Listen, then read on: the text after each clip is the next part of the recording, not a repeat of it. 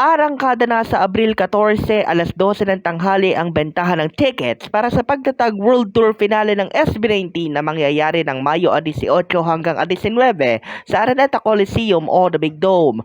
Base sa official ticketing at seat plan na ipinagkaloob sa Mabuhay Radio News ng social media platforms ng Mahalima na unang pinaskil pasado alas 9 kagabi, nagkakahalaga ang VIP seated na may kasamang sound check ng 7,500 pesos bawat isa, habang ang VIP standing ay 7,000 piso. 5,000 naman ang patron seats, habang ang lower box seats ay 4,000 pesos ang bawat ticket. Ang upper box ay 2,500 pesos at ang general admission ay 1,200 pesos.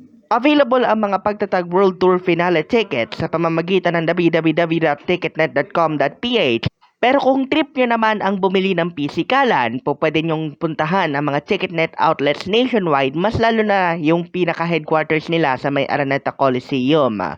Bago pa lumabas yung mga official ticketing plan ng SB19 para sa kanilang concert finale, marami ng mga 18 ang nagpaplano ng kanilang mga vans at carpooling rides para sunduin o ihatid ang kanilang mga kabaro.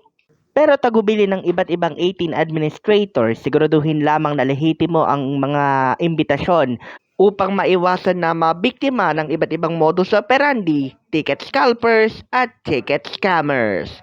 Para sa Mabuhay Radio News na walang takot at walang pinapaboran at media partner ng pagtatag World Tour Japan, ito ang Senbatsu Patrol number 2, Stephen Saraspe Perez.